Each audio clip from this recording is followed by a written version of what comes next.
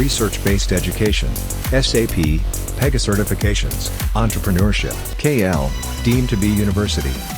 Celebrity విషయంలో ఎవరైనా marriage ఎవరిని చేసుకుంటున్నారు, సో వాళ్ళ లైఫ్ ఎలా ఉంది, పర్సనల్ లైఫ్ ఎలా ఉంది అనేది మ్యాక్సిమం ఫ్యాన్స్కి ప్రేక్షకులందరికీ కూడా ఇంట్రెస్ట్ ఉంటుంది.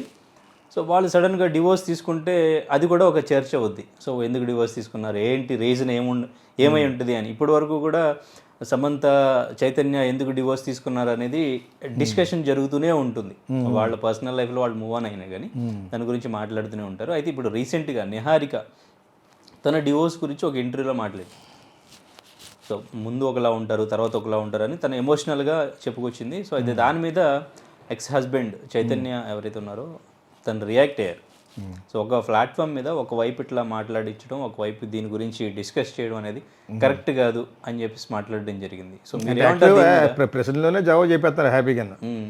మీరేమంటారు? ఈ ప్రశ్నలోనే మొత్తం ఒక పుస్తకం. సో నేను ఎప్పుడు మిమ్మల్ని అనే మాట ఇది అంటే బాగా ఇన్ఫర్మేటివ్ అన్నమాట మీరు. మాకు అందులో ఆన్సర్ వచ్చేస్తూ ఉంటుంది. యాక్చువల్గా ఇప్పుడు డైవర్సిటీ, ఇప్పుడు సెలబ్రిటీ అనే పొజిషన్లో ఉన్న ఎవరు సెలబ్రిటీ కొడుకులైనా కూతుళ్ళైనా ఒక ఇంట్రెస్టింగ్గా చూస్తారు. ఇప్పుడు దాన్ని ఏమంటారు, హౌస్ ఒక ఇల్లు చూపించడాన్ని ఏమంటారు దాని మధ్యన హోమ్ టూరా సార్? హోమ్ టూరా? హోమ్ టూర్ అంటారు కదా. అది ఎందుకు ఇష్టం పాపం ప్రజలకి. They wanted to see how they are living, how they are build that house. Some time I pity. యాక్చువల్గా that is not correct.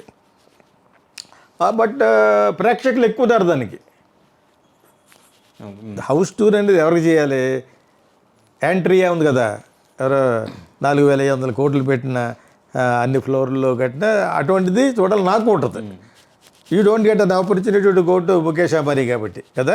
So మన సినిమా వాళ్ళు అంటే క్రేజ్ కాబట్టి సినిమా వాళ్ళు ఇల్లు అన్నీ చూపిస్తూ ఉంటారు. ఎప్పుడో మర్చిపోయిన ముచ్చల్లారు నాడు ఎవడో ఉంటాడు, ఇంకాడికి ఇదే పని. చాలా ఓవర్ యాక్ట్ చేస్తూ ఉంటాడు. తను చేసాడు 2-3 సార్లు. రోహిత్ ఉంటాడు, బుర్ర తినేస్తాడు. సో అది చేస్తాడు, జనాలు చూస్తూ ఉంటారు. ఇప్పుడు ఇక్కడ డైవర్స్కి వచ్చినప్పుడు ఏంటంటే it is as good as getting married. ఇప్పుడు డైవర్స్ చేసుకున్న వాళ్ళు ఇళ్లల్లో ఏం జరుగుతున్నాయో వాళ్ళకంటే ప్రజలకి ఎక్కువ తెలుసు కదా. ఎందుకంటే వీళ్ళు అంత బస్ చేశారు. ఒక ఫ్లాట్లో ఉండి తాగేసి తందనాలాడి ఏం చేయాలో ఏం చేయకూడదో కూడా తెలియకుండా కన్ను మిన్ను కాకుండా ఇదే నిహారిక హస్బెండ్ ఇష్టం వచ్చినట్టు యాక్ట్ చేశారు కదా. అది చూసాం కదా మనం. ఒక ఫ్లాట్లో గొడవ పెడితే ఫ్లాట్ మేనేజ్మెంట్ అంతా వచ్చి గొడవ పెట్టి ఇది ఇల్లా లేకపోతే ఇదేమన్నా పెద్ద గొడవ పెడితే అప్పుడు వీళ్ళందరూ నాగబాబు వాళ్ళందరూ కలిసి పిల్లలు కాబట్టి వాళ్ళందరూ కల్పించి ఏదో సబ్సైడ్ చేశారు. ఎంత హడావుట్ చేసిన వాళ్ళు సాధారణంగా ఫెయిల్ అయిపోతాయి.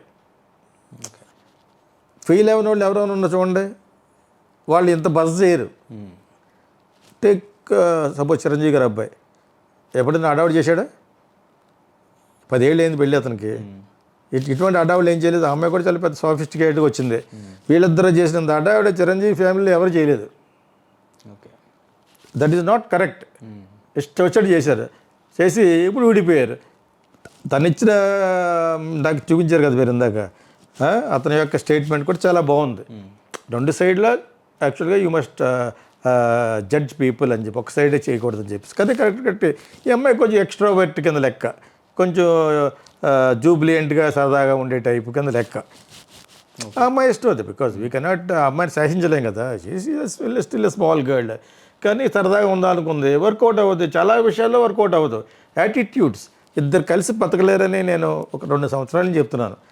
ఇద్దరు కలిసి బతకలేరు. అటువంటిప్పుడు లివ్ ఇన్ రిలేషన్షిప్ బెటర్.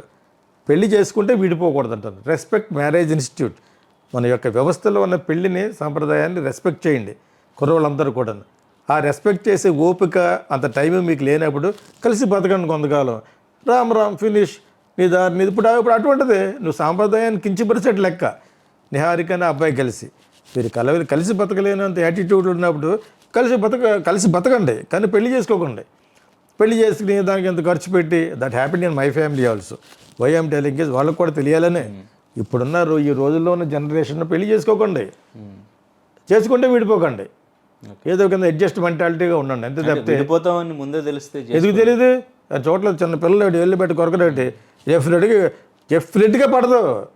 2 మనుషులు కలిసి బతకలేరు ఇక నుంచి. ఇది నేను 15 ఏళ్ళ నుంచి చెప్తున్నాను నేను. అంటే రీసెంట్గా మ్యారేజ్ చేసుకున్న చాలా మంది కలిసే ఉంటున్నారు. ఓ 10% ఎలా కలిసి ఉంటారు మీకు తెలిసేటట్టు ఎడమోహం బెడమోహం. వీడంటే ఆడికి వాల్యూ ఉంటుంది దానికి. 90% పీపుల్ 10% ఎప్పుడు కూడా మంచి ఉంటారు. మంచి వచ్చేటి అడ్జస్ట్మెంట్ అయిపోయి ఉంటారు. 90% మటు కలిసి బతకలేరు. నో, ఇప్పుడు జనరేషన్ ఇప్పుడు జనరేషనే ఇంక ఇప్పుడే కదా బతకరే. ఇప్పుడు జనరేషన్ ఇంకా వాళ్ళకి అవకాశాలు ఎక్కువైపోయినాయి. పెళ్లి చేసుకుంటాడు, ఆఫీస్కి వెళ్తాడు, అక్కడ గోదాం చూస్తాడు, అంటే affairs-కి అవకాశాలు పక్క ఇన్ఫాచ్యుయేషన్, మోజు, చాలా యాటిట్యూడ్. ఇప్పుడు జనరేషన్కి అది ఎక్కువ రావడానికి కారణం ఏంటంటారు? లైఫ్ స్టైల్ మారిపోయింది కదా. ఇప్పుడు కిచెన్ రూమ్కి ఉండే వంటలు కుందేలు కాదు కదా ఇప్పుడు. నేను చేస్తాను, నువ్వు చెయ్యి, నీకు ఆకలేస్తే నువ్వు చెయ్యి. అటు వచ్చేటప్పుడు తింటూ ఉంటుంది. నేనే కదా తెచ్చాను, నేను కనీసం నన్ను తిన్నామని అడిగేవంటే తిను, నువ్వు తినొద్దని కూడా నాకు ఆకలేదు తిన్నాను అంటది. అక్కడ స్టార్ట్ అవుతుంది గొడవ. Okay, he can't stand her eating, he can't stand her wearing sleeveless and half nude dress. వాడు హీ కెన్ వేర్ ఇట్. అదేందా, అది same thing to vice versa to girl. Okay, తన అస్తమానం వెళ్ళిపోయి వస్తూ ఉంటుంది. తను ఒకరోజు ఒకసారి బయటికి వెళ్తే ఎక్కడికి వెళ్ళి అడుగుద్ది. All these things are not wrong అని చెప్పలేము. They cannot simply live. దానికి ఏం చేయాలంటే బెస్ట్ విరుగుడు ఏంటంటే కలిసి బతకండి, పెళ్లి చేసుకు బతకండి. పెళ్లి చేసుకుంటే మోజు పోతుంది, పెళ్లి చేసుకుంటే ఒకళ్ళ మీద ఒక లవ్ పోతుంది. ఇప్పుడు తను అంటుంది నేను అరేంజ్డ్ మ్యారేజ్ అంటుంది. మరి అరేంజ్డ్ మ్యారేజ్లా బిహేవ్ చేయలేదా నువ్వు? పెళ్ళి అయిన తర్వాత తాగి తందనాలు ఆడి విధవేషాలన్నీ వేసారు వాళ్ళు ఒక ఫ్లాట్లో. ఫ్లాట్ మేనేజ్మెంట్ కూడా వచ్చి తిట్టారు, పెద్ద గొడవ కూడా చేశారు. అవి నేనే చూశాను, మీలాంటి వాళ్ళు పెట్టిన వీడియోలు చూశాను. మరి ఇంత అడాప్ట్ చేసేటప్పుడు విడిపోతే ఉంటుంది. అతి స్నేహం ప్రాణహేతువు.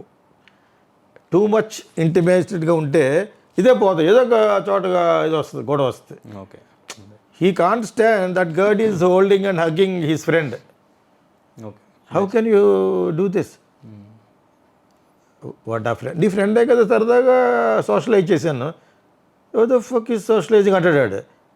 దెన్ ఫక్ ఆఫ్ అంటది, finish there the matter is finished. నేను ఇప్పటి నుంచి కాదు, చాలా వీడియోలు చెప్పి తిట్టుకుంటారు కింద. ఈడలా చెప్తాడు, నువ్వు పేద సంప్రదాయంగా దిగొచ్చాడు ఈ ఆవిడ తిట్టువాడు, లాగ్ కొట్టక స్టూపిడ్ ఫుల్. పెళ్లి చేసుకోండి, విడిపోవద్దు. పెళ్లి చేసుకోకుండా కలిసి బతకండి.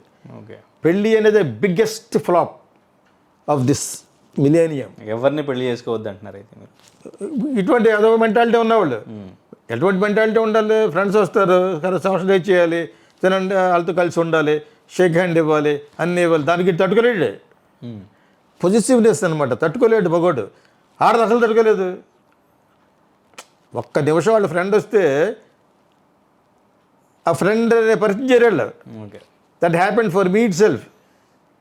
ఒక బ్యూటిఫుల్ గర్ల్ వచ్చింది.